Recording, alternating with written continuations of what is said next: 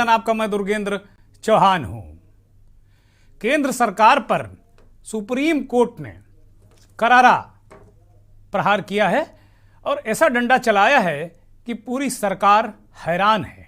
और हैरान क्यों ना हो, सवाल उठा है कि चुनाव आयोग, उस चुनाव आयोग पर जिसके ऊपर अक्सर ये आरोप लगता है कि वो एक दल विशेष का पक्ष लेता है या यूं पक्षपात करता है, अक्सर उंगली इधर उठने लगी है। हैरानी उन लोगों को भी हो रही है जो लोग लोकतंत्र को जिंदा रखने के लिए वोट डालते हैं, यानी कि हमारे आप जैसे लोग।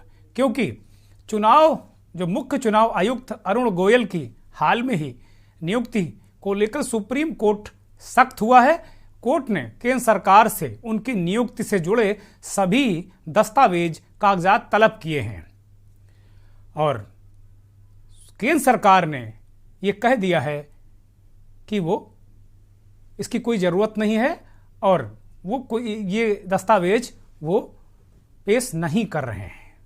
लेकिन सुप्रीम कोर्ट सख्त है और सुप्रीम कोर्ट ने साफ तौर पर यह कह दिया है कि आपको ये दस्तावेज एक तरीके से पेश करने ही होंगे। तो सवाल ये उठा है कि क्या चुनाव आयुक्तों की नियुक्ति निष्पक्ष हो रही है? ये बड़ा सवाल उठ रहा है।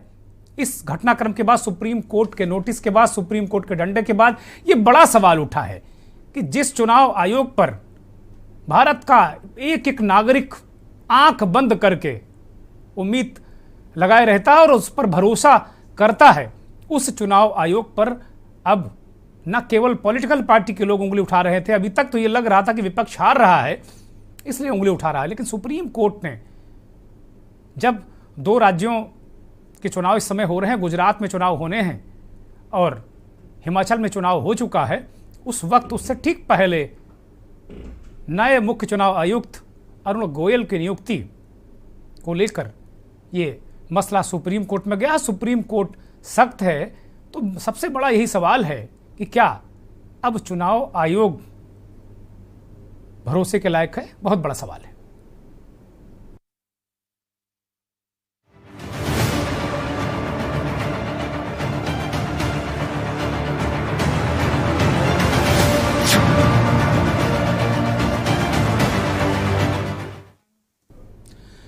आपको मामला बता देते हैं कि दरअसल मामला है क्या, जरा उस पर गौर करते हैं। दरअसल अदालत ने तक जो तल्ख टिप्पणी करते हुए ये कहा है कि हम देखेंगे कि जो मुख्य चुनाव आयुक्त की नियुक्ति है उसमें कहीं कुछ घमंजा तो नहीं है, कुछ गलत तो नहीं है। और साफ तौर पर सीधे सीधे वो जो हाल में नियुक्ति हुई है मुख्य चुनाव आयुक्त के रूप में अरुण गोयल की, उस पर सुप्रीम कोर्ट सख्त है। आप जानते ही होंगे कि गुजरात विधानसभा चुनाव से ठीक पहले सेवानिवृत्त नौकरशाह अरुण गोयल को शनिवार यानी 19 नवंबर को, जो इसी अभी जो पीछे गया है, को चुनाव आयुक्त के रूप में उनको नियुक्त किया गया है। और गोयल पंजाब कैडर के पूर्व अधिकारी हैं। उनकी जो नियुक्ति हुई है उन्होंने वीआरएस लिया है, तुरंत स्वैच्छिक सेवानिवृत्ति ली है और उसके एक दिन बाद राष्ट्रपति द्रौपदी मुर्मू ने उन्हें चुनाव आयुक्त नियुक्त कर दिया गया है। उनके द्रौपदी मुर्मू द्वारा वो 1985 बैच के पंजाब कैडर के अधिकारी हैं। अरुण गोयल मुख्य चुनाव आयुक्त राजीव कुमार और चुनाव आयुक्त अनूप चंद पांडे के साथ पैनल में शामिल हो गए हैं। माफ कीजिएगा, ये चुनाव आयुक्त की नियुक्ति का मसला है। मुख्य चुनाव आयुक्त अपनी जगह यथावत बने हुए हैं। ये चुनाव आयुक्तों को लेकर, जो नियुक्तियों को लेकर सवाल हैं, और गोयल चुनाव आयुक्त नियुक्त हुए हैं, इसको लेकर भी सुप्रीम कोर्ट ने सवाल उठाए हैं। इससे पहले अरुण गोयल भारी उद्योग मंत्रालय के सचिव भी थे केंद्र सरकार में। उन्होंने कैबिनेट की नियुक्ति समिति के एक आदेश के अनुसार स्वैच्छिक सेवानिवृत्ति ली, जिसमें उनकी जगह उत्तर प्रदेश कैडर के अधिकारी कामरान रिजवी को नियुक्त किया गया था। पहले उनके 31 दिसंबर को सेवानिवृत्त होने की बात कही जा रही थी। 2019 में भारी उद्योग सचिव के रूप में नियुक्ति होने से पहले गोयल सांस्कृतिक मंत्रालय के सचिव थे। उन्होंने दिल्ली विकास प्राधिकरण के उपाध्यक्ष के रूप में भी काम किया है। बता दें कि देश के शीर्ष चुनाव निकाय में तीसरा पद 6 महीने से खाली था। देश के 3 सदस्यीय आयोग में एक चुनाव आयुक्त का पद 15 मई से खाली था, जब तत्कालीन चुनाव आयुक्त राजीव कुमार ने सुशील चंद्रा के पद से सेवानिवृत्त होने के बाद मुख्य चुनाव आयुक्त का पदभार ग्रहण किया था। यानी कि राजीव कुमार जो चुनाव आयुक्त थे, सुशील चंद्रा के रिटायर होने के बाद उनकी नियुक्ति मुख्य चुनाव आयुक्त के रूप में जब की गई थी, तब से एक चुनाव आयुक्त का पद खाली था। इस पर अभी तक कोई नियुक्ति नहीं हुई थी। सवाल विपक्ष उठा रहा है कि भाई इस तरह की नियुक्तियों में कहीं ना कहीं खेल किया जाता है, क्योंकि सुप्रीम कोर्ट ने जिस तरीके से केंद्र सरकार को आड़े हाथ लिया है, उसको लेकर ये बातें बहुत कुछ इशारा करती हैं, बहुत सारी बातें कहती हैं। सबसे बड़ा सवाल है कि क्या चुनाव आयुक्तों की जो नियुक्तियां होती हैं, क्या इनमें कोई दबाव प्रभाव चलता है? क्या जानबूझकर एक व्यूह रचना के तहत इनकी नियुक्तियां होती हैं? बहुत सारे सवाल इस तरह के आज उठ रहे हैं। और चुनाव जो आयुक्तों की नियुक्तियों का हाल क्या है, ये इस पर सुप्रीम कोर्ट ने टिप्पणी की है। और जो इनकी नियुक्तियां हैं वो कितनी पारदर्शी हैं, अब ये भी सवाल उठने लगा है। बहुत महत्वपूर्ण विषय है आज मंथन का। और इस पर बात करने के लिए हमारे साथ एक पैनल जुड़ गया है। कांग्रेस के प्रवक्ता जावेद मलिक अंसारी साहब हमारे साथ जुड़ गए हैं। अंसारी साहब, बहुत स्वागत, बहुत आभार आपका के न्यूज़ को वक्त देने के लिए। प्रखर वक्ता और पूर्व जज बीडी नकवी साहब हमारे साथ जुड़ गए हैं। नकवी साहब, बहुत स्वागत, बहुत आभार आपका वक्त देने के लिए। सुप्रीम कोर्ट के जाने माने अधिवक्ता और भारतीय जनता पार्टी के प्रवक्ता शारदेंदु त्रिवेदी शरद जी हमारे साथ दिल्ली से जुड़े हैं। शरद जी, बहुत स्वागत, बहुत आभार और बहुत धन्यवाद वक्त देने के लिए। राजनीतिक विश्लेषक धर्मेंद्र जी भी हमारे साथ जुड़े हैं। धर्मेंद्र जी बहुत बेबाक राय रखते हैं, बहुत धन्यवाद धर्मेंद्र जी। मनोज दीक्षित और विधि विशेषज्ञ पांडे जी, सतीश पांडे हमारे साथ थोड़ी देर में जुड़ेंगे। नकवी साहब से मंथन की शुरुआत करते हैं। नकवी साहब, ये आज बहुत बड़ा विषय है ये, और निश्चित तौर पर लगातार कल हम लोगों ने बात की थी, शारदेंदु जी हमारे साथ थे कल की डिबेट में, और जो कर्नाटक का मसला था उस पर हम लोगों ने बात की थी कि भाई अब अभी तक ईवीएम घोटाले का आरोप लगता था, अब वोटर लिस्ट घोटाले का भी आरोप लगता है। और पूरा घूम फिर कर जो चुनाव व्यवस्था है, चाहे वो ईवीएम हो, चाहे वोटर लिस्ट हो, चाहे चुनाव आयुक्तों की नियुक्ति हो, इनको लेकर अब सवाल थोड़ा गंभीर तरीके से उठने लगे। और सुप्रीम कोर्ट ने जब पूछ लिया है केंद्र सरकार से कि भाई ये कैसे, किस आधार पर इनकी नियुक्ति हो गई। एक दिन पहले सेवानिवृत्त हुए गोयल साहब अगले दिन चुनाव आयुक्त बन गए, तमाम मंत्रालयों में केंद्र में रहे, खैर इसमें कहीं कोई गुनाह नहीं किसी की नियुक्ति पर, लेकिन वीआरएस लेने के बाद अगले दिन चुनाव आयुक्त 19 नवंबर को नियुक्त होते हैं और 5 दिसंबर और 1 दिसंबर को गुजरात में वोट पड़ेंगे। इसको लेकर सुप्रीम कोर्ट का एक बड़ा ऐतराज है और केंद्र सरकार ने कह दिया कि हम कोई दस्तावेज आपको नहीं देते, आपको इसकी कोई जरूरत नहीं। और आप कहाँ, दूसरे शब्दों में कहें परोक्ष रूप से, तो वो सीधा सीधा ये कहना कि भाई आप कहाँ खाम टांग अड़ा रहे हैं, अपना काम कीजिए। पिछले दिनों मैं सुन रहा था जो कानून मंत्री हैं किरण रिजिजू साहब, वो कह रहे थे कि जो जज हैं वो अपना काम छोड़ के बहुत सारा काम करने लगे। बड़े बेबाक, मैं तो हैरान रह गया। हम लोग मान मर्यादा इन सब चीज़ों का बहुत ख्याल रखते हैं, और एक केंद्रीय मंत्री, एक संवैधानिक पद पर बैठे व्यक्ति वो खुलेआम टिप्पणी कर रहे थे। मैं बड़ा हैरान रह गया, लेकिन मुझे लगा कि शायद ये बदलती व्यवस्था है और जो भी हो, लेकिन इस टिप्पणी को, इस पूरे मसले को नकवी साहब आप कैसे देखते हैं? आपने डिबेट बहुत अच्छे सब्जेक्ट पर कराई दुर्गेन जी, और आप हमेशा कराते हैं, इसमें कोई शक नहीं। जहां तक आज माननीय सुप्रीम कोर्ट का टिप्पणी का सवाल है और जो चीज उन्होंने सवाल उठाए हैं वो बहुत बहुत ही इंपॉर्टेंट है, क्योंकि अब आज के हालात में हिंदुस्तान में ये सवाल उठ रहा है कि क्या डेमोक्रेसी इस कंट्री में सर्वाइव करेगी या नहीं करेगी। क्योंकि जो कॉन्स्टिट्यूशनल हमारे यहाँ इंस्टीट्यूशंस हैं वो सब अब लग रहा है उनकी कंडक्ट से कि वो आजाद नहीं है, वो कहीं ना कहीं इंटरफेरेंस का शिकार है। लेकिन इस सुप्रीम कोर्ट ने बहुत अच्छा फैसला लिया। हमारे सामने एक मिसाल रही है टीएन शेषन की, जिन्होंने क्या कुछ नहीं किया, और सरकार ने, जो तब तत्कालीन सरकार थी, उन्होंने उसको बिल्कुल फ्री हैंड दिया। मैं समझता हूं कि ये सवाल बहुत जायज है। जिस अंदाज से इलेक्शन कमीशन ने डेट्स डिक्लेयर नहीं करी गुजरात की और उसके साथ साथ, और मौका दिया प्राइम मिनिस्टर को कि भाई वो अपना सारे ऐलान कर दें, गुजरात की पब्लिक को खुश कर दें, ये जो अपॉर्चुनिटी दी गई, इससे डाउट क्रिएट हुआ। और इसीलिए कॉग्निजेंस लिया ऑनरेबल सुप्रीम कोर्ट ने। मेरी नजर में एक सिस्टम बनना चाहिए, पारदर्शी सिस्टम बनना चाहिए, चाहे वो अपॉइंटमेंट हो ऑनरेबल सुप्रीम कोर्ट के जज का, या वो अपॉइंटमेंट हो हमारे चीफ इलेक्शन कमीशन का। इलेक्शन कमीशन की जो बॉडी है, सारी बुनियाद, सारे हिंदुस्तान में डेमोक्रेसी की बुनियाद ही इलेक्शन का प्रोसेस है। और जहां तक इसके अलावा जो बात आती है दूसरी, हिंदुस्तान के हर शहरी को ड्यूटी टुवर्ड सोसाइटी, अपनी ड्यूटीज को पहचानना होगा, और खासकर वो लोग जो कॉन्स्टिट्यूशनल पद पे बैठे हैं, उनको कॉन्स्टिट्यूशनल ड्यूटीज को अच्छी तरह से, ईमानदारी से, ट्रांसपेरेंसी से निभाना होगा। दुर्गेन जी, मेरा ऐसा सोचना है। मैं वेलकम करता हूं ऑनरेबल सुप्रीम कोर्ट की टिप्पणी का, और मैं समझता हूं कि इस टिप्पणी से सारे मुल्क के अंदर एक मैसेज गया है, और शायद कॉन्फिडेंस रेस्टोर हो जाएगा इलेक्शन कमीशन के अंदर। जिस अंदाज से इलेक्शन कमीशन ने यूपी के इलेक्शन में ट्रांसफर्स किए, इनडिस्क्रिमिनेट ट्रांसफर किए, और वो सब कुछ किया जिससे रूलिंग पार्टी खुश रहे। गुजरात में भी नकवी साहब, गुजरात में भी 1000 ट्रांसफर हुए हैं, और वहां की सरकार ने कहा कि भाई ये इलेक्शन कमीशन से अनुमति लेकर या इलेक्शन कमिश्नर के कहने पर हुए हैं कि बहुत सारे लोग जो जमा थे इनको हटाओ। खैर, रूटीन प्रक्रिया होती होगी, लेकिन अपने आप में ये एक बड़ा प्रश्न चिन्ह लग रहा है सिस्टम पर। अभी तक ये हो रहा था कि भाई विपक्ष कह रहा है, उंगली उठा रहा है, हारा हुआ विपक्ष है, बीजेपी पूरी ताकत के साथ में पूरे देश में है। लेकिन आज सुप्रीम कोर्ट ने कहा कि भाई चुनाव आयुक्त की नियुक्ति कैसे की, जरा इसके कागज पत्र लेकर आओ हमारे पास।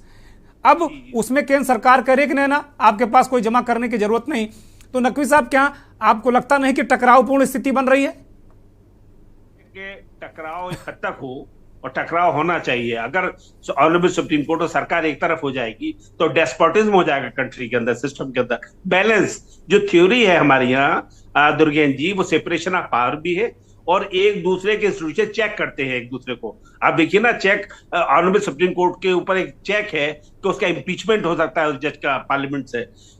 इसी तरह सुप्रीम कोर्ट का जो ऑर्डर है वो सबके लिए लॉ ऑफ द लैंड है, और वो उसको मानना होगा। मैं ही समझता हूं कि सरकार को इस मामले में सुप्रीम कोर्ट की बात माननी होगी, मेरा यही मानना है। जी विधि विशेषज्ञ लखनऊ से हमारे साथ सतीश पांडे जी जुड़ गए हैं, लखनऊ यूनिवर्सिटी के प्रोफेसर हैं और कानून की बहुत अच्छी जानकारी रखते हैं। सतीश जी, बहुत स्वागत, बहुत आभार और बहुत धन्यवाद आपका के न्यूज़ को वक्त देने के लिए।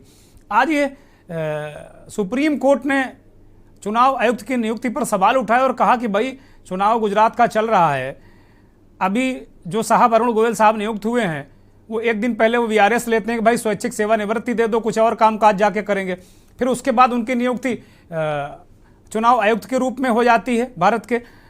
इस पर सुप्रीम कोर्ट ने, अभी तक विपक्ष तो ये सवाल उठाता ही रहा है कि भाई भारतीय जनता पार्टी की सरकारें इस्तेमाल करती हैं सिस्टम का, संवैधानिक संस्थाओं का, और चुनाव आयोग पर उंगली उठती है, चाहे वो मशीनों को लेकर भी आरोप लगाते हों, वोटर लिस्ट को लेकर। अभी कर्नाटका में कल वहाँ के कांग्रेस के प्रदेश अध्यक्ष ने कहा कि 27 लाख नाम काट दिए गए।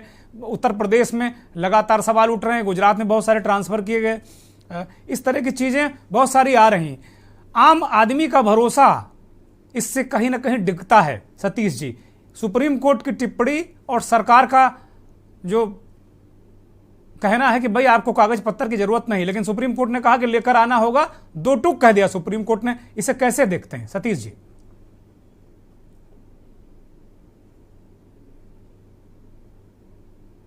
सतीश जी, आपसे सवाल है, आप अगर सुन पा रहे हो मुझे तो। सुन रहे हैं, आवाज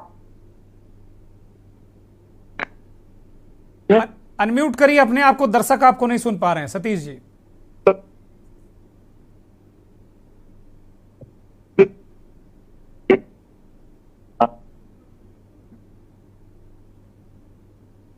मुझे लगता है कि नेटवर्क का व्यवधान है, नेटवर्क का व्यवधान है।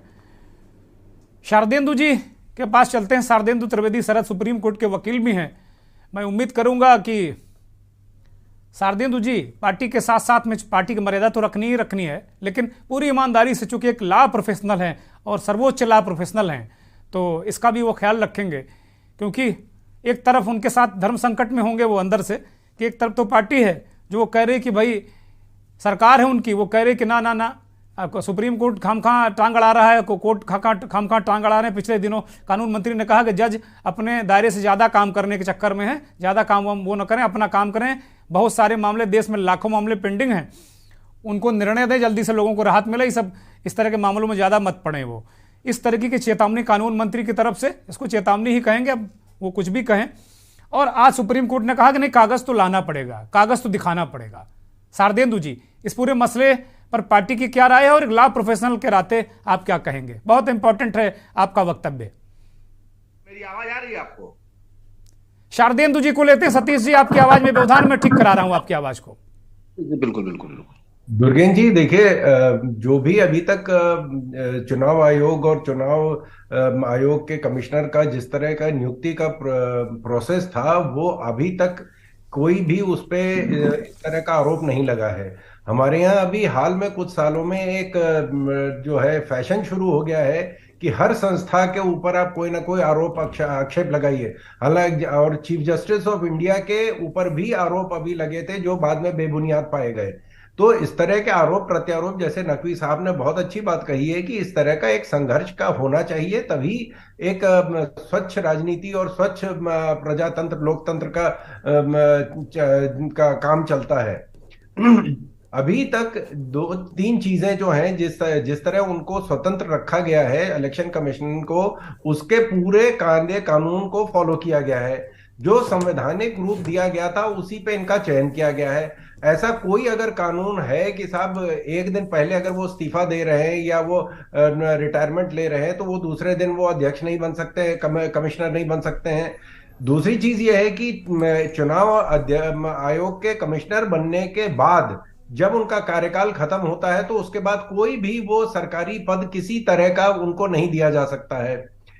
और उसके बाद उनका जो टर्मिनेशन का सिस्टम है वो भी बहुत सख्त रखा गया है। जैसे एक हाईकोर्ट जज का टर्मिनेशन के लिए आपको इम्पीचमेंट प्रोसीडिंग करनी पड़ेगी, जिसमें 2/3 बहुमत से प्रस्ताव पारित किया जाएगा लोकसभा में, जिसके बाद उनको हटाया जा सकता है। तो इतनी सख्ती बरती गई है। अभी तक इस पे कोई भी ऐसी बात नहीं हुई है कि गोयल साहब जो है वो अच्छी छवि के नहीं थे, उनके ऊपर कोई आरोप इस तरह का नहीं है। लेकिन अगर ये सुप्रीम कोर्ट ने ऐसी बात कही है तो हम लोगों को सुप्रीम कोर्ट की मर्यादा, बड़ा सवाल यही है शारदेंदु जी, बड़ा सवाल यही है कि भाई सुप्रीम कोर्ट तो पॉलिटिकल पार्टी नहीं है, वो तो खाम उंगली नहीं उठाएगा, वो क्यों कह रहे हैं?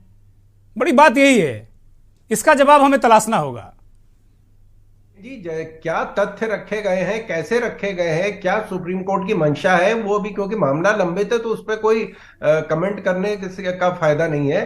लेकिन जो प्रक्रिया जिस तरह की संविधान में लिखी गई है उस पूरी प्रक्रिया को फॉलो किया गया है। और ये जो इस तरह की जो बातें हो रही हैं, ये आज एक फैशन चल गया है। आप देखें, जैसे मैंने कल ही आपके चैनल पर कहा था कि उत्तर प्रदेश में कहा गया कि साहब 20-20 हजार आदमी, एक वर्ग के, 2 वर्ग के लोगों को हम भारतीय जनता पार्टी ने चुनाव जो सिस्टम उससे बाहर करवा दिया। जब अभी 15 दिन पहले चुनाव आयोग ने कहा कि आप हमें तथ्य पे लाइए कि अगर आपने ऐसा आरोप लगाया तो उसके हमें साक्ष्य लाके दीजिए, तो वहां कोई जाने को तैयार नहीं है। जब आम आदमी पार्टी ने कहा कि साहब हैक कर रही है बीजेपी, तो उन्होंने कहा कि साहब हैकाथॉन हम रख रहे हैं, आप चुनाव आयोग आइए और मशीन हम आप दे रहे हैं, आप इसको हैक करके दिखा दीजिए। तो आम आदमी पार्टी का एक परिंदा वहां नहीं गया। तो इस तरह की बातें करना जो फैशन बन गया है, इससे एक तरह से तो जरूर ये अच्छी बात है कि साहब एक स्वतंत्र लोकतंत्र की प्रक्रिया में इस तरह की चीजें होनी चाहिए, लेकिन एक हद तक होनी चाहिए। एक कहीं ना कहीं उसका प्रक्रिया का मजाक बन रहा है। ठीक बात है। लेकिन अगर सुप्रीम कोर्ट ने ऐसी टिप्पणी करी तो हम लोगों को इंतजार करना चाहिए। क्या सुप्रीम कोर्ट का फाइनल, ये तो टिप्पणी हुई है, सुप्रीम कोर्ट ने कोई जजमेंट नहीं दिया है कि नहीं साहब ऐसा ही हुआ है।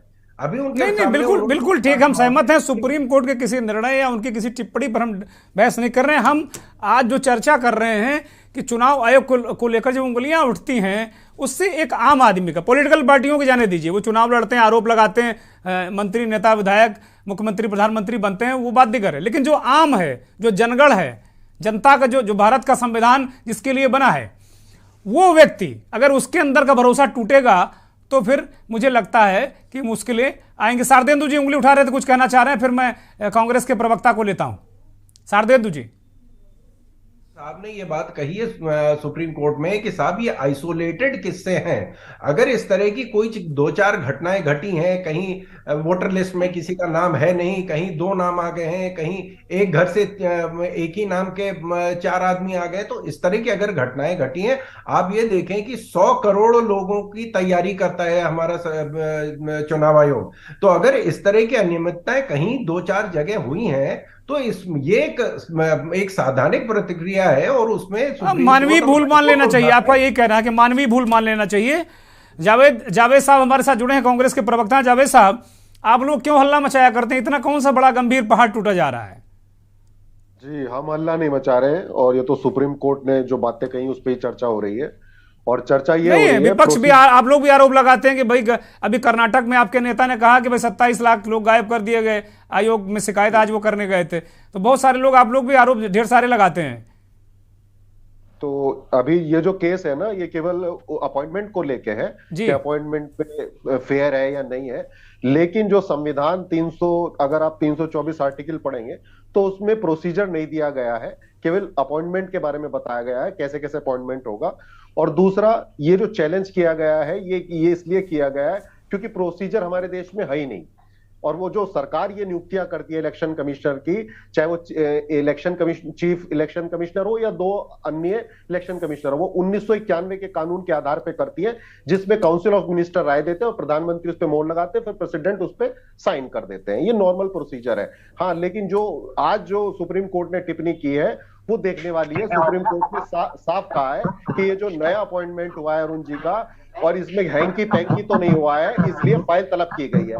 लेकिन सवाल ये है चौहान साहब, अभी एक स्वीडिश यानी स्वीडन इंस्टीट्यूट की एक रिपोर्ट आई थी, उसमें कहा गया था India is no longer democracy but an electoral autocracy, यानी हमारा हिंदुस्तान जो है इलेक्टोरल ऑटोक्रेसी बन गया है। हाँ, लेकिन सवाल बहुत सारे हैं। आप हम पे कह रहे हैं हम हल्ला करते हैं, सवाल बहुत सारे हैं। अगर आप विदेशों का उदाहरण क्यों लेते हैं? अपने देश का उदाहरण लीजिए। विदेशी तो शुरू से उंगली उठाते रहे, ये क्यों कहते हैं आप लोग? आपके देश को दूसरा ही तो आके ना, हम अपनी तारीफ कितने भी करते रहे, आंकता तो दूसरा ही है ना। अब सुप्रीम कोर्ट आंक रहा है इलेक्शन कमीशन को, ये दूसरा ही नहीं, वो स्वीकार है भाई, सुप्रीम कोर्ट का कोई भी आदेश सर माथे पर। बोलिए, मत मानिए। दूसरा, आप ये कह रहे हैं हम हल्ला क्यों मचाते हैं? हल्ला इसलिए मचाते हैं, इलेक्टोरल बॉन्ड जो है, एक ही पार्टी को सारा चंदा जा रहा है और इलेक्शन कमीशन कोई रेड फ्लैग नहीं दिखाता है। कैसे जा रहा है सारा चंदा एक ही पार्टी को? और दूसरा, ये जो आप कह रहे थे मार्जिनलाइज ग्रुप है या कोई भी वोटर लिस्ट से नाम गायब होता है, हमारे पास क्या प्रोसीजर है, उस पर हम क्या कार्रवाई करें? और अभी एक मोदी जी ने भी कल वीडियो डाला एक बच्ची के साथ इलेक्शन में गुजरात के, वो बीजेपी का प्रचार कर रहे हैं, मोदी जी बच्चे को बिठा के। हमने इलेक्शन कमीशन में रिपोर्ट की, क्या प्रधानमंत्री ने कार्रवाई की? आज सुप्रीम कोर्ट ने यही तो कहा, क्या किसी इलेक्शन कमिश्नर में दम है जो प्रधानमंत्री को तलब कर ले? हमने कंप्लेंट की, कोई तलब नहीं हुआ। और दूसरा मैं कहना चाहूंगा, जो हमारा इलेक्शन कमीशन है, इतने ज्यादा क्रिमिनल्स हमारे देश में पॉलिटिक्स में एंटर हुए, कोई रेड फ्लैग दिखाया? कितना पैसा खर्च हो रहा है? एमएलए के लिए शायद 35 लाख होता है और एमपी के लिए 70 लाख होता है। कितना बजट ऊपर जा रहा है? कोई रेड फ्लैग दिखाया? ठीक है जावेद साहब, जरा बाकी लोगों को चर्चा में शामिल कर लेते, फिर आपके पास आते हैं। सतीश पांडे जी हमारे साथ जुड़े, प्रोफेसर डॉक्टर सतीश पांडे विधि विशेषज्ञ हैं और जाने माने प्रोफेसर हैं ला के। सतीश जी, पूरा मसला आपने समझा होगा और मेरा सवाल भी सुना होगा। सुप्रीम कोर्ट ने कहा कि भाई जो ये नियुक्ति है, इस पर उन्होंने कहा कागज पत्तर लेकर आओ हमारे पास। सरकार कह रही इसकी आपको कोई ज़रूरत नहीं है। सुप्रीम कोर्ट ने कहा कि कागज तो दिखाना पड़ेगा। ये आप इसे किस रूप में देखते हैं? दूसरा मसला ये है कि क्या बार बार, चाहे वो वोटर लिस्ट को लेकर हो, चाहे ईवीएम को लेकर हो, व्यवस्था को लेकर हो, आचार संहिता के धज्जियों को लेकर हो, घोषणाओं को लेकर हो, चुनाव की तिथियों को लेकर हो, बार बार इतना ज्यादा तो मुझे नहीं लगता कि पहले कभी आयोग पर इतनी उंगलियां उठती थी। सतीश जी अनम्यूट करिए, अभी भी आपकी आवाज दर्शक नहीं सुन रहे हैं।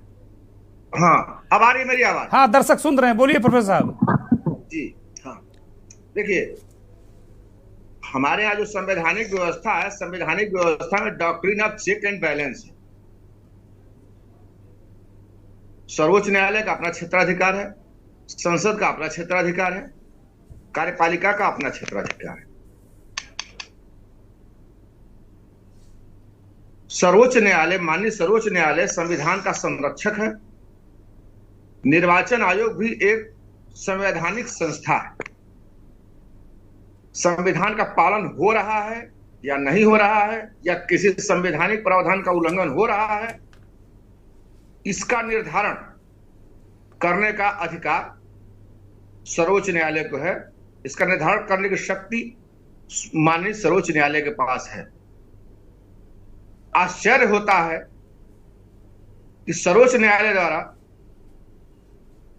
निर्वाचन आयुक्त की नियुक्ति संबंधी फाइल मांगे जाने पर यह कहा जाता है कि इसकी कोई जरूरत नहीं है। मेरी समझ में इसके 3 कारण हो सकते हैं। या तो न्यायपालिका पर सरकार का भरोसा नहीं है कि सरकार की न्यायपालिका को हम वो दस्तावेज नहीं उपलब्ध करा सकते, गोपनीय है, संवेदनशील है, और वो भी आरटीआई के जमाने में, सूचना के अधिकार के जमाने में, जब एक आम व्यक्ति भी 10 रुपए का शुल्क दे करके कोई भी सूचना मांग सकता है। और सूचना के अधिकार के अंतर्गत कुछ चीजें अपवर्जित है जिनके बारे में सूचना नहीं ले सकते। मोटे तौर पर ये वो सूचनाएं हैं जो राष्ट्र की एकता, अखंडता और सुरक्षा से संबंधित। और हमें नहीं लगता कि किसी निर्वाचन आयुक्त की नियुक्ति, किसी महालेखाकार की नियुक्ति, इससे राष्ट्र की सुरक्षा या अखंडता पर कोई असर या प्रभाव पड़ता।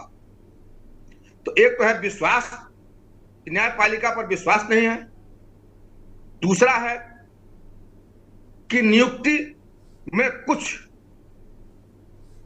न कुछ त्रुटि है, कोई न कोई गड़बड़ी है जिससे सरकार बचाना चाहती है। तीसरा कि जैसे कि देख रहे हैं कि हर एक संस्थान पर सरकार ने अपनी पकड़ बनाए हुए है, और सौभाग्य कहें या दुर्भाग्य कहें, अभी उच्च न्यायपालिका में या न्यायपालिका में सरकार की पकड़ नहीं है। और हमने देखा है सर्वोच्च न्यायालय के आदेशों पर कार्यपालिका की ढिलाई। क्योंकि न्यायपालिका आदेश पारित करती है, उसके कंप्लायंस की जिम्मेदारी कार्यपालिका की होती है, और कार्यपालिका यदि उसके कंप्लायंस करने से, उसका पालन करने से मना कर देती है तो न्यायालय भी, सर्वोच्च न्यायालय भी असहाय होता है। और सर्वोच्च न्यायालय के पूर्व न्यायाधीश, मैं नाम नहीं लूंगा, उनको सार्वजनिक रूप से अपनी लाचारी प्रकट करते हुए, रोते हुए देखा गया है सार्वजनिक मंच पे। तो ये दशा है। और हमें नहीं लगता कि सर्वोच्च न्यायालय तो कुछ भी मांग सकता है, कोई दस्तावेज मांग सकता है। बहुत बहुत बहुत बड़ी बात प्रोफेसर पांडे ने बहुत महत्वपूर्ण बातें कही। एक ब्रेक का इशारा हो रहा है और एक ब्रेक लेंगे, लेकिन बड़ा सवाल ये है कि क्या जब कुछ गड़बड़ नहीं है तो फाइल देने में क्या दिक्कत है भाई? दिक्कत क्या है? सरकार ने अगर खम ठोक कर कोई नियुक्ति की है और सुप्रीम कोर्ट कह रहा है कि भाई कागज दिखाओ, ये सरकार तो पूरे देश से कह रही थी कि कागज दिखाओ, अब अपने कागज क्यों नहीं दिखा रही? दिखाना पड़ेगा क्योंकि सुप्रीम कोर्ट का मसला है और कोर्ट से बड़ा कोई व्यवस्था है नहीं। जैसा सतीश पांडे जी ने कहा कि वास्तव में ये अपने आप में एक बड़ा दुर्भाग्यपूर्ण स्थिति हो जाती है जब कोई न्यायाधीश कोई आदेश देते हैं और उसका पालन नहीं होता है। एक ब्रेक के लिए रुक रहे हैं। आप देख रहे हैं के न्यूज, खबरों का सारथी। गुणवत्ता की बात चली है, एक नई शुरुआत मिली है, परिवर्तन को गले लगाकर अपनाएंगे जेड। प्रोडक्शन भरपूर बढ़ेगा, प्रॉफिट भी अब खूब चढ़ेगा, काम को नई दिशा दिखाकर अपनाएंगे जेड।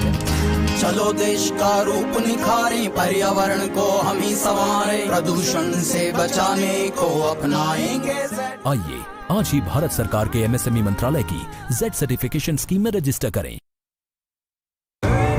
देखें कौन नया खिलाड़ी आया है, समझा देते हैं, प्यार से समझाएंगे। ये तो अपनी जुबान है। जुबान एक हो तो दिल भी एक होनी चाहिए। विमल, बोलो जुबान केसरी।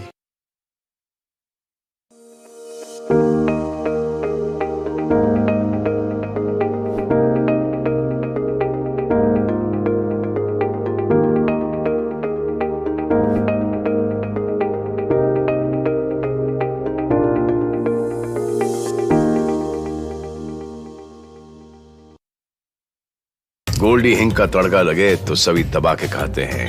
गोल्डी हिंग कण कण में जान।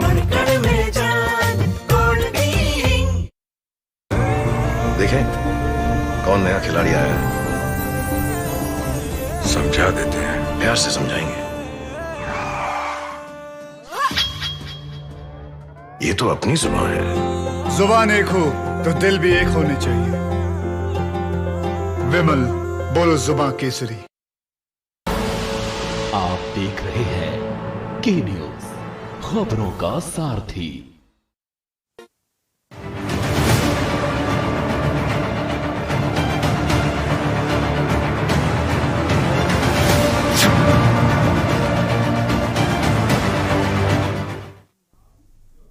संवैधानिक संस्थाओं को लेकर केंद्र की सरकार और भारतीय जनता पार्टी के नेतृत्व वाली सरकारों पर यह आरोप लगता रहा है कि वो संवैधानिक संस्थाओं को एक तरीके से अपनी मुट्ठी में करना चाहते हैं। सुप्रीम कोर्ट ने चुनाव आयुक्त की नियुक्ति पर सवाल उठाया है और एक सरकार से नियुक्ति के सारे दस्तावेज प्रस्तुत करने को कहा है। मंथन में आज ये महत्वपूर्ण विषय पर हम चर्चा कर रहे हैं। धर्मेंद्र सिंह राजनीतिक विश्लेषक हैं, दिल्ली से हमारे साथ जुड़े हैं।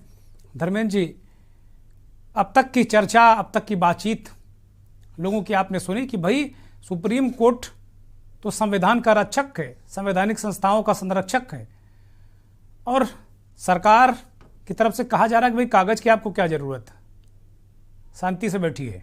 कुल मिला के संदेश उसका यही है। और पिछले दिनों मैंने सुना था, जैसा मैंने जिक्र किया था शुरुआत में, कानून मंत्री जी कह रहे हैं कि भाई जो जज साहबान हैं वो मुकदमों से ज़्यादा अन्य चीज़ों में अब ध्यान देने लगे हैं, अपने अपने मुकदमे निपटाओ, लाखों मुकदमे पेंडिंग पड़े हैं। इस तरह की सलाह दे रहे हैं। मैंने तो किसी और कानून मंत्री को इससे पहले कहते, भाई मैंने नहीं सुना है, आपने तो सुना होगा तो पता नहीं। धर्मेंद्र जी,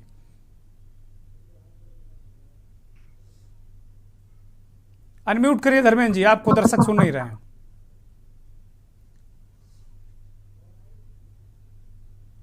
जी आवाज आ रही? हाँ बोलिए। सबसे पहले तो सर आपको और आपके समूह को हमारी तरफ से सादर सादर साधुवाद है कि आराना समूह के पत्रकारिता के दौर में भी आपने एक बहुत ही सार्थक डिबेट को उठाया है। हो सकता है आने वाले दिनों में इसका आपको खामियाजा भी भुगतना पड़े, लेकिन फिर भी आप लोगों ने रिस्क लिया है, उसके लिए हम आपको साधुवाद देते हैं। अब हम आते हैं मूल मुद्दे पे। आपने कहा कि इस देश के कानून मंत्री ने सर्वोच्च न्यायालय के ऊपर टिप्पणी की, है लेकिन स्वाभाविक। सर्वोच्च न्यायालय का हम भी सम्मान करते हैं, लेकिन इस देश के कानून मंत्री हो या गृह मंत्री हो या प्रधानमंत्री हो, ये कुछ कहने की स्थिति में तब आ पाते हैं, बड़े अदब के साथ कहता हूं, जब माननीय सुप्रीम कोर्ट अपने कर्तव्यों को भूलता जा रहा है। चाहे राफेल का मुद्दा हो, चाहे पेगासस का मुद्दा रहा हो, चाहे नोटबंदी का मुद्दा रहा हो, चाहे किसान आंदोलन का मुद्दा रहा हो, 370 का मुद्दा रहा हो, एनआरसी का मुद्दा रहा हो, एनआरपी का मुद्दा रहा हो, सुप्रीम कोर्ट सतही तौर पे इससे निकल गया।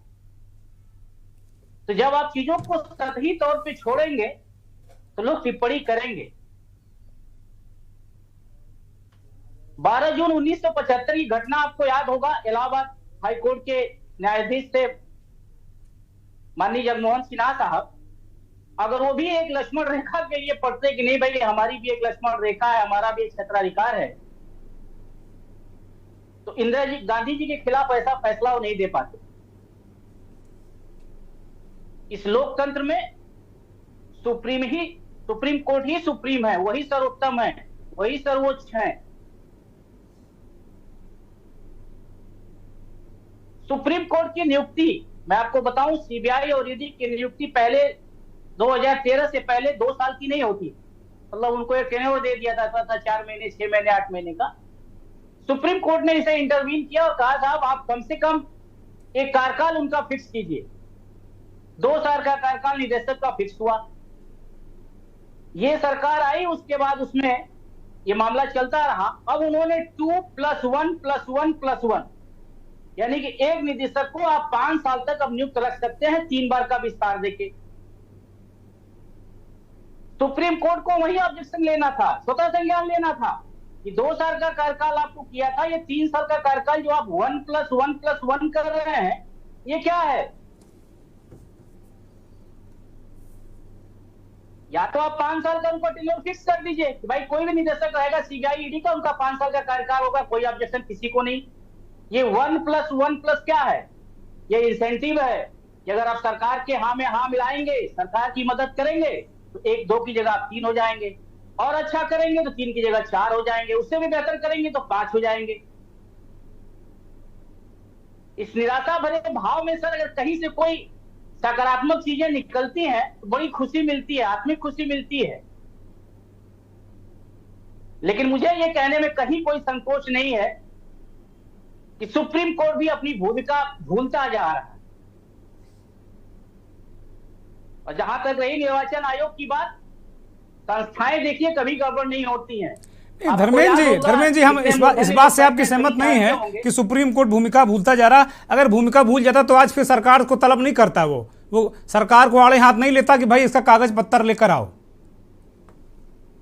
मैं बता रहा हूं ना सर, मुझे आप बता दीजिए पेगासस स्पाईवेयर में क्या हुआ, मुझे आप बता दीजिए कि नोटबंदी में क्या हुआ, मुझे आप बता दीजिए राफेल वाले मुद्दे में क्या हुआ। इसमें भी कागज पत्तर मांगे गए थे, इसमें भी कागज पत्तर मांगे गए, आज तक कुछ हुआ? इसका उत्तर आप दे तो मैं आगे बोलूं, अदरवाइज देखिए इस देश की सर्वोत्तम व्यवस्था है, उस पर टीका टिप्पणी करना ज्यादा उचित नहीं है। अधिकार तो मेरा मौलिक अधिकार है, किसी भी निर्णय से अगर मैं असहमत हूं तो मैं बोलूंगा। निर्वाचन आयोग या कोई भी संवैधानिक संस्था कहीं गलत नहीं होती है, संस्थाएं सब हमेशा मजबूत रही है। टीएन शेषन साहब का जमाना आप लोगों को याद होगा, हम लोग तो उस समय बचपन था हम लोगों का कार्य जब था।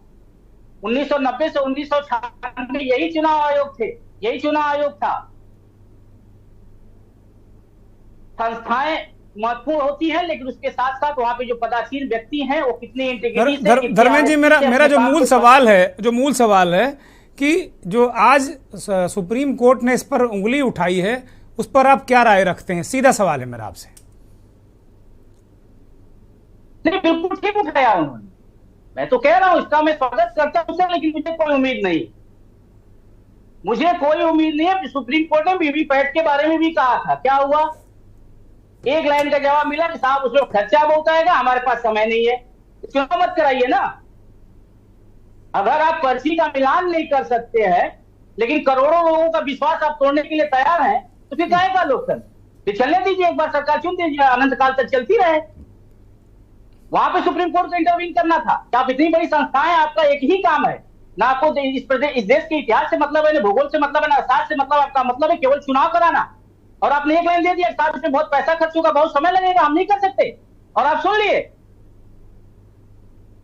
तब ये लगता है सर कि ये होता है ना कि सतही तौर पे चीजों को लेके छोड़ देना।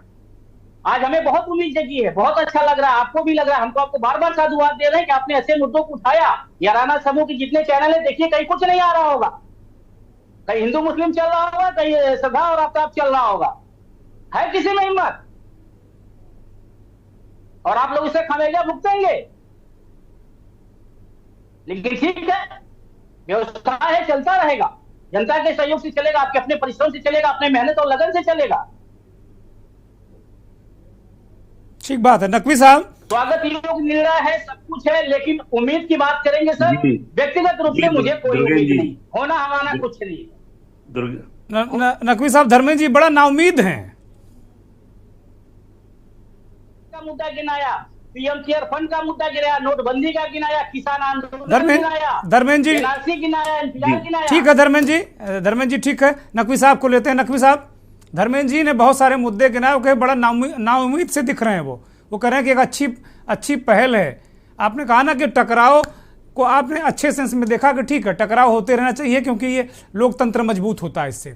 धर्मेंद्र जी कह रहे हैं कि भाई जो बहुत महत्वपूर्ण मसले होते हैं वो उठते हैं लेकिन फिर अंजाम तक नहीं पहुंचते जी। नहीं देते जी। दुर्गेश जी मैं बोलूं? बोलिए। ऐसा है कि जो जितना धर्मेंद्र जी ने कहा है, मैं धर्मेंद्र जी के एक एक अल्फाज के साथ खड़ा हूं। ये हिम्मत की है धर्मेंद्र जी ने, जितनी बातें कही हैं वो बिल्कुल सही है। जहां तक पेगासस की बात हो, जहां राफेल की बात हो, राफेल की मैटर में जो गलती हुई सुप्रीम कोर्ट से वो ये हुई कि उन्होंने कहा साहब बिल्कुल सही है। अरे भाई, फॉरेन ट्रीटी में आपको पावर ही नहीं थी देखने की, उसको पार्लियामेंट की जेपीसी को देखना था। बिल्कुल सही कहा उन्होंने। सीबीआई डायरेक्टर को रातों रात निकाल दिया गया। ये घटनाएं बिल्कुल सही हैं, ये बिल्कुल नाउम्मीद करती है। लेकिन मैं उम्मीद इसलिए करता हूं कि शायद सुप्रीम कोर्ट अपनी राय रास्त पे आ जाए। अर्नब गोस्वामी को विदाउट रूल बेल दे दी गई, ये कितना बड़ा अन्याय था। किसकी बेल हुई हिंदुस्तान में? जो लोअर कोर्ट के अंदर बेल पेंडिंग थी और बेल दे दी गई सुप्रीम कोर्ट की। हमारे जो ऑनरेबल चीफ जस्टिस साहब हैं वो उन्होंने ऐसा किया। मैं तो साधुवाद दूंगा धर्मेंद्र जी को और आपको कि आज कम से कम इतनी ईमानदारी से इस चैनल बात हो रही है। हिंदुस्तान का कोई चैनल हिम्मत नहीं कर सकता। बिल्कुल सही है। I am really congratulate you as well as Dharmendra ji. Dharmendra जितनी बातें कही, मैं इसलिए करता हूं ये बात कि पॉजिटिव हमें रहना चाहिए, एक उम्मीद रखनी चाहिए। डेमोक्रेसी का जो सिस्टम है वो उम्मीद जगाता है कि नहीं भाई अब सही हो जाएगा। लेकिन जनता जो है ना वो उसके अंदर कॉन्शियसनेस तो हो। शम्मा हर रंग में जलाते रहिए, लोग सो जाते हैं, उनको जगाते रहिए। दुर्गेश जी, हमारा आपका काम लोगों को जगाना है कि लोग जागें, अपने राइट्स के बारे में जागें, समझें। सुप्रीम कोर्ट ने जो अच्छा काम किया है उसको हम वेलकम करते हैं, लेकिन क्रिटिसिज्म की हमारी सीमाएं हैं। कंटेम्प्ट जो एक्ट है उसमें सच के लिए भी सजा हो सकती है। ये बड़ा अन्याय है। पार्लियामेंट को अमेंड करना चाहिए कि कम से कम ट्रूथ को डिफेंस तो बनाओ, अपने काम को। हमारी पार्लियामेंट सो रही है। अब क्या मैं कहूं पार्लियामेंट के बारे में? पार्लियामेंट अगर मेंबर पार्लियामेंट जो हमारे मेंबर पार्लियामेंट अगर जाग जाएं और बात करने लगे कम से कम आजादी के साथ, आप किसी भी पार्टी में हो, लेकिन कम से कम डेमोक्रेसी इस मुल्क में जिंदा रहे, कॉन्स्टिट्यूशन हिंदुस्तान के गरीबों के राइट्स मौजूद रहे, ये तो सब चीजें देखना होगी। इक्वलिटी ऑफ अपॉर्चुनिटी रहे, लोगों को मौका रहे। मैंने अपने बेटे का एडमिशन कराया है, 1.5 करोड़ रुपए फीस, एक जमीन बेची है तो क्या है। मेरा चिंता यह है कि वो डॉक्टर बनकर मरीजों का क्या हाल करे। दिस इज माई कंसर्न जी, दिस इज माई कंसर्न कि हम कैसे देश में जा रहे हैं जहां हम डॉक्टर को दिखाने जाएंगे तो हमें डाउट पैदा होगा, अरे ये हमारा कहीं जो है क्या गलत इलाज तो ना कर दे, हमसे पैसे न ठग ले। आप देखिए क्राइसिस में है हम सब लोग। डेमोक्रेसी, डेमोक्रेटिक राइट, हम सब लोग ऐसे क्राइसिस में जा रहे हैं जिसका कुछ पता नहीं है हम किस डायरेक्शन में जाएंगे। इसलिए ये डिबेट बहुत इंपॉर्टेंट है। सुप्रीम कोर्ट का ये कहना बहुत इंपॉर्टेंट है। एक आदमी ने आज रिटायरमेंट लिया, कल वो अपॉइंट हो गया, इसलिए कम से कम भाई उसका रिकॉर्ड तो देखा जाए। क्या वो उसकी इंटेग्रिटी सही थी? क्या उसने अपनी सर्विस पर इतना सुप्रीम कोर्ट बस देखेगी कि उनको इंटेग्रिटी का सर्टिफिकेट मिलता रहा, उनके खिलाफ कोई इंक्वायरी तो नहीं है? इतना देखना है सुप्रीम कोर्ट को। इसमें सरकार को क्या है दिखा देना चाहिए, लीजिए साहब ये बहुत हमने ईमानदार आदमी चुना है, ये सब देखना चाहिए। लेकिन हमारा डेमोक्रेसी का जब फॉर्म बिगड़ गया, उसको या तो सुप्रीम कोर्ट देखेगा द गार्जियन ऑफ राइट, या फिर जनता उठ खड़ी होगी, अगर अनार्की होगी, ट्रस्ट खत्म होगा, तो उसका नुकसान ये होगा कि हम एक ऐसे उसमें देश में चले जाएंगे जहां अराजकता हो जाए। हाँ, बहुत बड़ा खतरा नकवी साहब यही है कि अगर हर जो हमारे स्तंभ हैं अगर हर बेअंदाज हो जाएंगे तो फिर खतरा तो फिर जो हम दुनिया के अन्य देशों में देख रहे हैं और बड़े गर्व के साथ कहते हैं कि हमारा देश लोकतांत्रिक है, हमारे यहाँ सभी का सम्मान है, विधायिका, कार्यपालिका, न्यायपालिका एक दूसरे का सम्मान करते हैं। तो मेरा सवाल यही है कि सब एक दूसरे का सम्मान करें और देश सही दिशा में जाए। सत्ता आती है जाती है, लेकिन देश जो बनता है वो बड़ा महत्वपूर्ण है। प्रोफेसर पांडे जी, कुल मिलाकर मंथन में हम लोग लगातार ये बात कर रहे हैं कि जो सवाल उठ रहे हैं सुप्रीम कोर्ट या किसी उस पर सवाल नहीं उठाना है। महत्वपूर्ण ये है कि जो सवाल उठ रहे हैं नियुक्तियों को लेकर, आयोग को लेकर, व्यवस्था को लेकर, सिस्टम को लेकर, हमें सुप्रीम कोर्ट पर या उस पर कोई सवाल उठाने का मेरा अधिकार भी नहीं। लेकिन सबसे बड़ी बात यह है कि जो व्यवस्था को लेकर, चुनाव आयुक्तों को लेकर सवाल उठ रहा है, वोटर लिस्ट को सवाल उठ रहा है एक वीवीपैट उसकी व्यवस्था धर्मेंद्र जी ने कहा कि वो नहीं हो सकता, वो भी सारी चीज़ें हो गई। तो भाई अगर आपको 24/7 365 दिन चुनाव ही कराना है तो आप व्यवस्था करिए ना, और उतने दिन कहिए कि भाई मैं चुनाव नहीं करा पाऊंगा, ये देश की जनता जाने। तो इस तरह की व्यवस्था से कैसे, मुझे लगता है कि टकराव की स्थिति है, इसके लिए क्या समाधान है पांडे जी? अनम्यूट करिए पांडे जी।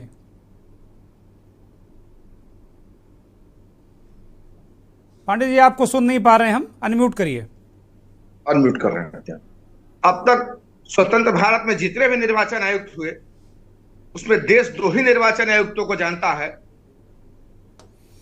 सुकुमार सेन और टीएन शेषन। क्योंकि सुकुमार सेन स्वतंत्र भारत के पहले निर्वाचन आयुक्त थे इसके नाते, और दूसरा टीएन शेषन साहब ने जो एक क्रांतिकारी बदलाव किया कार्यशैली में निर्वाचन आयोग के, उसके कारण सुकुमार सेन साहब 8 वर्ष तक मुख्य निर्वाचन आयुक्त थे। टीएन शेषन साहब एकमात्र ऐसे निर्वाचन आयुक्त हैं जिन्होंने अपना 6 साल का कार्यकाल पूरा किया। उसके बाद कोई भी मुख्य निर्वाचन आयुक्त अपना 6 साल का कार्यकाल पूरा नहीं किया। टीएन शेषन साहब के जमाने में निर्वाचन आयोग एक सदस्य हुआ करता था, उसे बहुसदस्यीय बनाया गया और उसका उद्देश्य शेषन साहब पर कहीं ना कहीं कोई अंकुश लगाना था। शेषन साहब किसी सरकार के दबाव में नहीं रहते।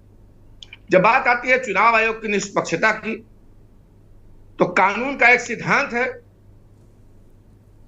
कि न्याय होना ही नहीं चाहिए, दिखना भी चाहिए। निष्पक्षता होनी भी नहीं चाहिए, निष्पक्षता दिखनी भी चाहिए। ठीक बात है। और यहां देखते हैं अपने निर्वाचन आयोग को, निर्वाचन आयोग की कार्यशैली को, तो अभी बहुत ज्यादा दिन नहीं हुए, अभी हाल ही में 2 राज्यों के चुनाव हो रहे हैं, घोषित हुए। एक राज्य का चुनाव पहले घोषित हुआ, एक विशिष्ट राज्य का चुनाव बाद में घोषित हुआ। इस घोषणा का रेशनल क्या है, इसका मतलब क्या है, क्यों बाद में घोषित किया गया? क्या किसी, हाँ ये बात बहुत सारे, माफी के साथ रोक रहा हूं पांडे जी, ये बात पूरी देश में बहुत सारे लोगों से मुंह से मैंने सुनी और बहुत सारे लोगों के जहन में ये बात आई कि भाई ये जब रिजल्ट एक ही दिन आना है तो फिर ये इतना अंतर क्यों? और तरह तरह से लोग अपने अपने तरीके से इसको परिभाषित किया लोगों ने। जी, चुनाव भी एक ही साथ होना है, रिजल्ट नहीं आना, चुनाव भी एक ही साथ होना है। चुनाव भी लगभग एक ही साथ होना है। कहीं 4 चरण का है, कहीं 2 चरण का है, कहीं 1 चरण का है, कहीं 5 चरण का। चुनाव भी एक ही साथ होना है और सभी असेंबली का एक ही साथ ड्यू हो रहा है। तो क्या आपने किसी एक विशेष दल के, किसी विशेष प्रभावशाली राजनेता के कार्यक्रम के कारण चुनाव टाला, या आपके चुनाव की तैयारियां नहीं थी? इसका कोई जवाब निर्वाचन आयोग से नहीं आया, यद्यपि कुछ पत्रकारों ने भी सवाल किया, लेकिन हमारा निर्वाचन आयोग और निर्वाचन आयुक्त महोदय कान नहीं काट गए, साइलेंट रह गए, उस पर कुछ नहीं बोले। तो ये है। दूसरी बात, सुधार होते रहते हैं। 39वें संविधान संशोधन अधिनियम द्वारा 1975 के 39वें संविधान संशोधन अधिनियम द्वारा यह प्रावधान किया गया था कि प्रधानमंत्री के निर्वाचन को चुनौती नहीं दी जाएगी। फिर 1978 में 44वें संविधान संशोधन द्वारा उसको निरस्त कर दिया गया जी कि प्रधानमंत्री का निर्वाचन भी, उसके निर्वाचन को भी न्यायालय में चुनौती दी जा सकती है। निर्वाचन आयोग, न्यायालय जो फोरम हो, चूंकि सबका क्षेत्राधिकार है, एक लंबी प्रक्रिया है कि कब आप निर्वाचन आयोग में जा सकते हैं और कब आप न्यायालय में जा सकते हैं। और वो चैनल है कि आप जो आपकी अल्टरनेट रेमेडी है उसको आप एग्जॉस्ट करिए, तब आप न्यायालय में आए, सीधे आप न्यायालय में नहीं आ सकते। लेकिन निर्वाचन आयोग के भी किसी निर्वाचन संबंधी मामले की सुनवाई के लिए एक समय सीमा है कि इस समय तक सुनवाई करेगी, बाकी वाले। दूसरा एक और प्रकरण है जिससे कि थोड़ा संदेह उत्पन्न होता है निर्वाचन आयोग की निष्ठा और विश्वसनीयता पर। उत्तर प्रदेश के 2 विधायकों पर आरोप साबित हुए, उन्हें दोषी करार दिया गया। 2 साल से अधिक के दंड से, और जनप्रतिनिधित्व अधिनियम के अनुसार जिस भी निर्वाचित व्यक्ति को, विधायक या सांसद, 2 साल से अधिक की सजा होती है, उसकी सदस्यता समाप्त हो जाती है। विधायिका के एक सदस्य की सदस्यता निर्वाचन आयोग न्यायालय का निर्णय आने के तुरंत बाद एकदम विद्युतीय गति से कर देता है, बिल्कुल इलेक्ट्रिक वाली स्पीड से, तुरंत स्विच दबाया, लाइट ऑन, तुरंत कर देता है। दूसरे विधायक की सदस्यता, जबकि जिसकी रद्द की गई है उसके पहले से वो दंडित किया जा चुका है, उसकी सदस्यता ये सदस्यता रद्द करने के बाद इत्मीनान से, आराम से घोषित की जाती है। तो कुछ न कुछ तो है। और यदि निर्वाचन आयोग इतना पाक साफ है, हम ईवीएम में नहीं जाते, वीवीपैट में नहीं जाते, तकनीक का हम भरपूर समर्थन करते हैं, लेकिन यदि कहीं कोई संदेह हो तो उसका भी निवारण किया जाना चाहिए। बहुत बड़ी बात है, बहुत बड़ी बात है जी। वीवीपैट का जब गणना नहीं करना है तो फिर आपने वीवीपैट लगाया क्यों? बिल्कुल सही। क्या है, जब आप उसकी पर्ची की गणना ही नहीं करेंगे तो 100 पीस लगाया। बिल्कुल सही। बहुत सारे सवाल उठ रहे हैं पांडे जी, बहुत सारे सवाल उठ रहे हैं, शायद इसीलिए आज हम इस मंथन में ये सारे सवालों को रख रहे हैं। बहुत सारे आयोग को लेकर सवाल उठ रहे हैं, नियुक्तियों को लेकर सवाल उठ रहे हैं, ईवीएम को लेकर, वीवीपैट सिस्टम को लेकर, चुनाव की जो लिस्ट है उनको लेकर बहुत सारे सवाल उठ रहे हैं। मंथन अब अपने अंतिम सोपान की तरफ अग्रसर है। जावेद साहब से मेरा सवाल है कि ठीक है, आप विपक्ष हैं, आप शिकायत करते हैं, करनी भी चाहिए, क्योंकि विपक्ष नहीं तो लोकतंत्र जिंदा नहीं रहेगा। विपक्ष को अपनी आवाज़ रखनी चाहिए, लेकिन समाधान कभी कभी आप लोग लिखकर एक लंबा समाधान भी दे दिया करिए आयोग को कि भाई जरा इनका समाधान ऐसे ऐसे किया जा सकता है, ये भी करिए। सबने समाधान ही दिए, क्या आयोग मानेगा? ये सब वरिष्ठ साथी हैं, एक्सपर्ट्स हैं अपनी अपनी फील्ड के, ये सब समाधान ही तो दे रहे हैं। मानेगा आयोग? नहीं मानेगा। ये तो हर बार लिख के दिया जाता है। अभी धर्मेंद्र जी ने एक बात उठाई थी पेगासस को लेकर, सुप्रीम कोर्ट ने कमेटी बनाई कि जांच करेगा वो पैनल ने जांच की, और पैनल ने रिपोर्ट में कहा कि जो केंद्र सरकार है वो हमारे साथ सहयोग नहीं कर रही, यानी कोऑपरेट नहीं कर रही है, और वो उन्होंने सुप्रीम कोर्ट को बताया, और सुप्रीम कोर्ट ने फिर क्या कार्रवाई करी। और अगर मान लीजिए ये जो सवाल आज उठा है कि भाई इलेक्शन कमीशन का तलब की गई है, फाइल तलब की गई है, क्या सुप्रीम कोर्ट कानून बनाएगा इसको लेकर? नहीं बनाएगा। वो यही कहेगा कि पार्लियामेंट कानून लाए, प्रोसीजर इस्टेब्लिश करे। हाँ, सुप्रीम कोर्ट ने सजेशन जरूर दिया आज कि चीफ जस्टिस ऑफ इंडिया को भी इंक्लूड किया जाए उस कमेटी में जो कि इलेक्शन कमीशन को चूज करेगा, पिक करेगा, लेकिन कानून तो पार्लियामेंट ही बनाएगा। नहीं, जाहिर सी बात है भाई, जो सिस्टम है, मान लीजिए अगर आपका कोई सबऑर्डिनेट है और आप भाई प्रदेश अध्यक्ष हैं, तो नीचे वाले को कहेंगे ना कि भाई व्यवस्था ठीक करो, देखो, एकदम से कार्रवाई तो नहीं कर देंगे ना आप। तो सुप्रीम कोर्ट तो जाहिर सी बात है कि भाई सर्वोच्च संस्था है, करेगा ही। गलत है तो सही बनेगी नहीं। फिर क्या कह रहे हैं जावेद साहब, बोलिए। मैं कह रहा हूं चौहान साहब, जब व्यवस्था ठीक करने वाले लोग गलत हो तो व्यवस्था सही कैसे बनेगी? उसका एग्जाम्पल मैं आपको देता हूं, बिल्कुल कानून का। सुप्रीम कोर्ट ने कहा 3 तलाक इनवैलिड है, कानून बनाओ। पार्लियामेंट ने कानून बनाया, 3 साल की सजा दे दी, उसमें सिविल रॉन्ग को क्रिमिनलाइज कर दिया, जो बेसिक प्रिंसिपल लॉ के अगेंस्ट में है। एक दिन भी नहीं टिकता ये कानून, लेकिन कानून बन गया। सुप्रीम कोर्ट में पिटीशन पेंडिंग है, डिसाइड करो। तो कानून बनाने वालों को ज्ञान भी तो होना चाहिए ना। सुप्रीम कोर्ट यही कह रहा है कि पहले ऐसे कानून बनते थे जिस पर हम कलम नहीं लगा सकते थे, ऐसे इतनी डिबेट्स होती थी, इतनी चर्चाएं होती थी। आज तो मनमर्जी से कानून बनते हैं, किसी को भी कुछ भी बोल दो। निश्चित तौर पर, लेकिन सारी बातें अपनी जगह हैं, विरोध प्रतिरोध होता है, करना भी चाहिए, लोकतंत्र ही है। लेकिन जो बड़ा सवाल है कि जिससे देश बनता है, कानून बनाने वाले चुने जाते हैं, जो जिस चुनाव व्यवस्था से, उस चुनाव व्यवस्था पर अब गंभीर सवाल खड़े होने लगे हैं। और अगर भारत का सर्वोच्च न्यायालय अगर कोई कलम लगा दे, सवाल तो बहुत बड़ी बात है, अगर कोई लाल कलम लगा दे तो मैं इसे बहुत गंभीर बात मानता हूं। धर्मेंद्र जी, मात्र 30 सेकंड में आपकी अंतिम टिप्पणी। मैं समय सीमा बहुत टाइट है।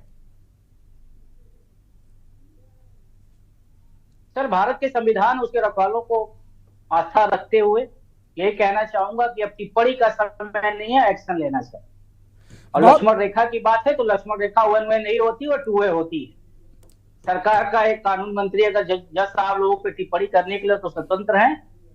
गलती देखिए हो कहाँ रही है, गलती ये हो रही है कि न्यायपालिका या इस तरह की जो संवैधानिक पद हैं वो लोग ये समझ ले रहे हैं कि कार्यपालिका का मतलब सिर्फ सरकार होता है, शासन होता है। विपक्ष की भूमिका को लोग भूल जा रहे हैं। पूरा विपक्ष आपके साथ खड़ा है, हर मुद्दे पे खड़ा है। गलती यहीं से हो रही है कि हमारे यहाँ विपक्ष ही शून्य है। उसके कितने कारण है वो आपसे बताने की जरूरत नहीं है। बहुत बहुत शुक्रिया धर्मेंद्र जी, बहुत शुक्रिया। मलिक साहब, मलिक जावेद साहब बहुत शुक्रिया। प्रोफेसर पांडे जी आपका भी बहुत शुक्रिया। नकवी साहब बहुत शुक्रिया। और शारदेंदु त्रिवेदी शरद जी का भी बहुत शुक्रिया। वो हमारे साथ भारतीय जनता पार्टी के प्रवक्ता जुड़े थे। और बहुत बहुत धन्यवाद और आभार उन करोड़ों दर्शकों का जो हमारे खास कार्यक्रम मंथन को और के न्यूज़ को देखते हैं। तो सबसे बड़ी बात यही है कि अब सुप्रीम कोर्ट को सख्ती से जो सख्ती की है, अगर उससे बात बननी ही चाहिए, क्योंकि सुप्रीम कोर्ट ने ये सख्ती की है, ये सवाल पूछे हैं। और लोकतंत्र जब सारे स्तंभ एक दिशा में चलते हैं, या यूं कहें कि आपसी सहमति सम्मत सुमत से चलते हैं, तब देश बनता है। अब वक्त चलते चलते का और चलते चलते में बात भारत जोड़ो यात्रा की। लगातार कन्याकुमारी से शुरू हुई भारत जोड़ो यात्रा अब दक्षिण से निकलकर उत्तर में दाखिल हुई है और अब मध्य प्रदेश में पहुंच चुकी है।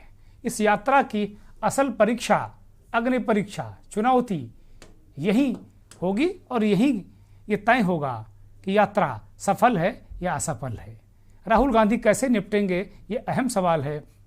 जैसा पहले भी हम भारत जोड़ो यात्रा से जुड़े वीडियो आपको लगातार दिखाते रहे, तो आपको भी आज भी हम एक ऐसा ही वीडियो आपके लिए लेकर आए हैं जो राहुल गांधी के नए रूप रंग को एक तरीके से परिभाषित करता है। देखिए और समझने की कोशिश कीजिए कि राहुल गांधी बीजेपी से मुकाबले के लिए कितने तैयार हैं। बहुत बहुत नमस्कार, धन्यवाद।